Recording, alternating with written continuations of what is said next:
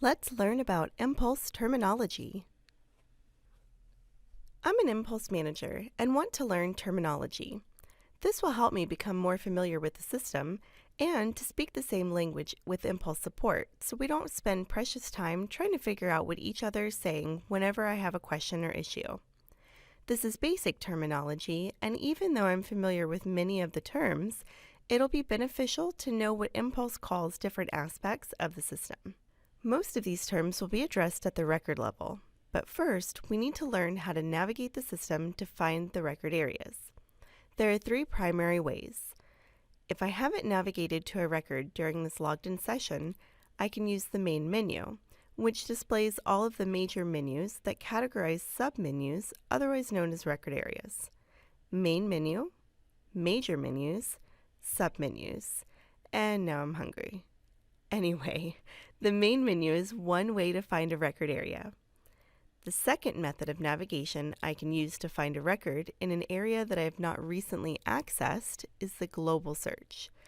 I can manually type in a value or scan it in with barcodes or quick response codes. This will show the specific record I'm searching for and other records that are associated with my search value. Finally, I can use this trail of breadcrumbs that shows me the areas I've navigated to since I've been logged in. Now that we're in a record area, let's talk about what a record is. In MPulse, we want a record for any item or activity that we want to track or manage. Information in MPulse is stored on records. The way information is stored on records is by entering it into fields. Some of these fields are string data or free text fields where I can type values in. Some fields are drop-down lists. Others are calendar fields. There are various other types of fields on the records like numeric, currency, and checkboxes, to name a few. The information we put in these fields will be our primary source for management reporting. The next term I learned about is label. Label is any text that displays in the interface. I learned in another Let's Learn video how I can change the labels to fit the language of our company. The fields on every record are divided and categorized into sections. I can access these sections at the top of the record using these labels, or I can scroll down the page to the different sections. The next terminology phrase packs a lot of bang for its buck since it's a 3-in-1, and that's edit, cancel, save. Right now, my record is in what's called edit mode, where information can be entered. Here, I can save my changes or cancel out of edit mode.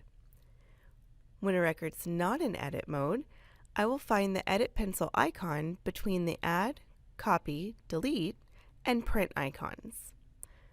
Notice again, when I put this in edit mode, it converts back to the options to save or cancel.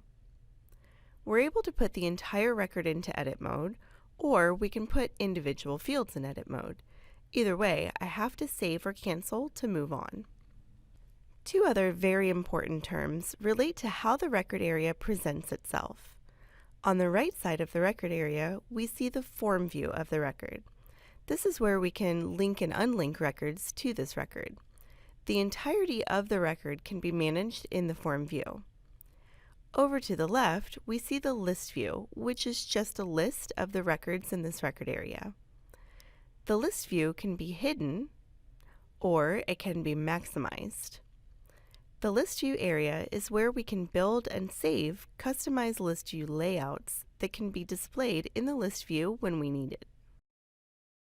The last term is required field.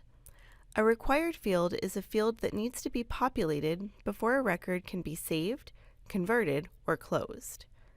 The only required fields that MPulse enforces by default are the top two fields on every record, most commonly labeled ID number and description.